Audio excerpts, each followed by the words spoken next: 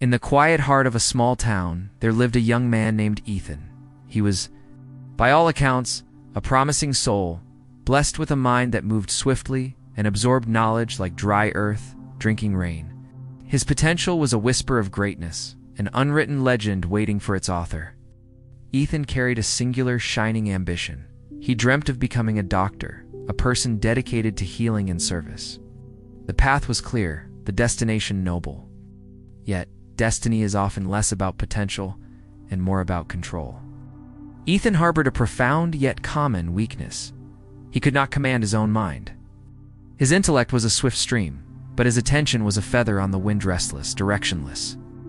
The moment he settled to study, his focus would fracture, drawn to the relentless, glittering distractions of the modern world. His mind would leap, not just toward the glow of his phone or the endless scroll of social feeds, but into the pleasant, unproductive abyss of daydreams, building elaborate castles of what-if, instead of securing the foundations of what-if. He would appease his inner critic with the familiar, soothing narcotic. There's still a lot of time, we'll study later. But this later was a mirage, a horizon that receded the closer he seemed to get. The time was not wasted aggressively. It was simply dissipated in 1,000 small, enjoyable moments of non-action. His teachers and parents offered constant, gentle warnings, speaking of the sacred value of full focus. But Ethan, secure in his natural gifts, believed in the false gospel of innate smarts. He thought his talent was a shield against the necessity of hard, focused work. This fragile belief shattered the day the results of the school's scholarship exam were posted. This scholarship was the critical bridge to his medical dream, a validation of his promise. He stood before the list, his heart a frantic drum against his ribs. When he finally registered the truth, he had failed. The world seemed to tilt. The disappointment was absolute, a cold, heavy stone settling in his chest. His friends, the steady, less flashy ones who prioritized routine, had all succeeded. The faces of his teachers, once beaming with pride, now reflected a deep, unspoken sorrow. That night, alone in the silence that felt earned by his own negligence, Ethan felt a crushing wave of shame. He wasn't stupid. He was simply undisciplined. He had taken his brilliance for granted and paid the price in wasted opportunity. In that dark clarity, the fundamental truth emerged like bedrock. Intelligence is only potential energy. Without discipline, the switch that turns potential into power, no enduring success can ever be achieved. In that instant, Ethan resolved to change his course entirely. He realized he didn't just need a tutor for chemistry, he needed a master for his will. He began searching for someone who specialized not in subjects, but in the architecture of self-control. His search led him to Coach Alistair, the respected physical education teacher, known throughout the school not just for fitness, but for forging the character of champions. Coach Alistair was a figure of quiet strength, a man whose guidance was legendary not only for improving physical stamina, but more importantly for sharpening the inner focus and self-mastery of his students. He treated the mind not as a container to be filled, but as an athlete to be trained. When Ethan approached him, his voice laced with the despair of the unfocused, the coach listened with profound patience. "Coach," Ethan confessed, "I am paralyzed by distraction. My mind is always sprinting away from my studies, pulled by every trivial noise and digital whisper. How does one begin to corral that chaos?" Coach Alistair offered a gentle smile, recognizing the universal struggle. "Controlling the mind is indeed the oldest human challenge, Ethan. It is a war fought moment by moment. Come," he said, "let us look at your mind, not in the classroom, but on the field." He led Ethan out to the familiar green stretch of the school grounds. From his storage, the coach produced a simple toy bow and arrow, the very kind used for introductory sport. He placed a target board far across the grass. "Before you can aim for medicine, you must prove you can aim for this," Coach Alistair stated, indicating the central bullseye. Ethan took the bow, knocked the arrow, and, with the earnest intent of his desperate desire, released it. The arrow flew true for a moment, then veered slightly, falling harmlessly short of the mark. "What did you see, Ethan, in the crucial moment before the release?" the coach asked, not criticizing the miss, but inquiring about the mindset. "I saw the target," Ethan confirmed, "but I also noticed the rustle of leaves in the great oak tree, and worried about the small crowd gathering near the bleachers, and I calculated the distance to the board." Coach Alistair nodded slowly, confirming his suspicion. There is your profound answer, Ethan. You were looking at everything, and therefore truly focused on nothing. A mind that attempts to look at the trees, the wind, the distant crowd, and the target simultaneously will always fail.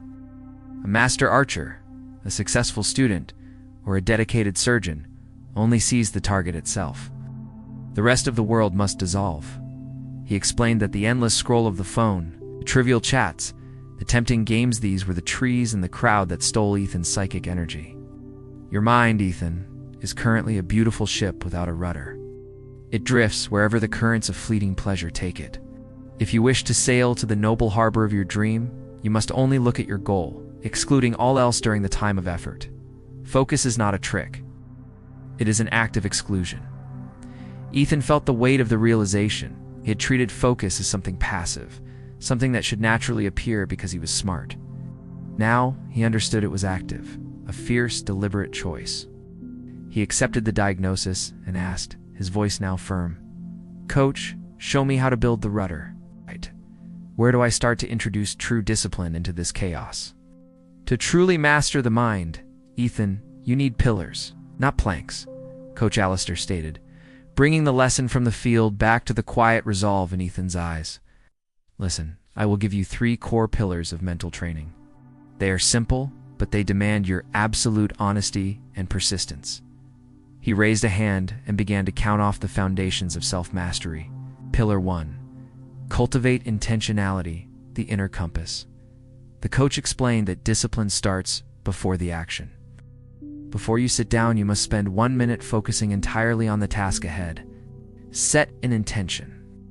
When your mind inevitably wanders in, it will do not punish it. You simply, calmly redirect it. Every time you gently pull your focus back, you are strengthening the muscle of attention. Your inner command must be clear and unwavering. This is the hour for my goal. I choose focus now.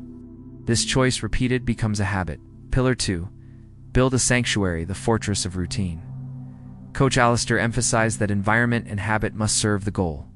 Chaos is the enemy of concentration. You must create a schedule that dictates when you study and, just as importantly, when you rest. Your brain thrives on rhythm. The routine removes the debate. When 3 p.m. arrives, your body and mind know it is the time for medicine, not social media. Furthermore, make your study space a sanctuary. Keep distractions, your phone, the tablet, unnecessary alerts far away. Undedicated space will yield an undedicated mind. Pillar 3. Embrace the grind, the daily repetition. Finally, Ethan, understand this. Discipline is not glamorous. It's the small, boring things done consistently, the coach concluded. Nothing monumental happens in one heroic day. Build small habits. 1 hour of genuine focus today. 1 hour tomorrow. These acts are the small seeds of success.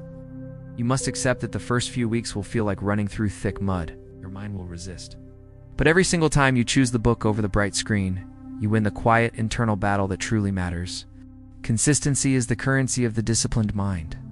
Ethan internalized these lessons. He immediately began to construct a strict routine, treating his study time as a non-negotiable appointment. The initial period was, as the coach warned, a fierce internal war. He would physically remove his phone from his room, turning the powerful habit of distraction into an inconvenient chore.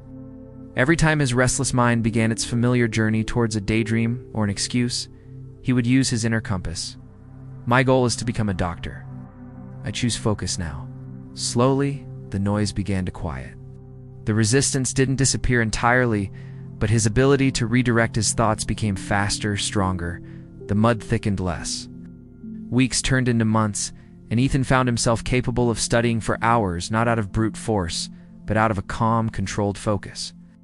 He had trained the rudder, and his ship was now sailing straight. A few months later, the moment of truth returned with another highly competitive critical exam. Ethan approached it differently. There was no frantic cramming, only the quiet confidence earned by daily disciplined effort. When the results were posted, the town noticed. He didn't just succeed this time, he excelled, secured the first place rank. Ethan knew his victory was not the result of a sudden increase in intelligence.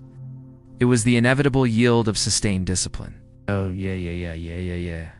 Standing on the stage to accept his hard-won scholarship, his eyes scanned the crowd and found Coach Alistair, who offered a subtle, knowing nod.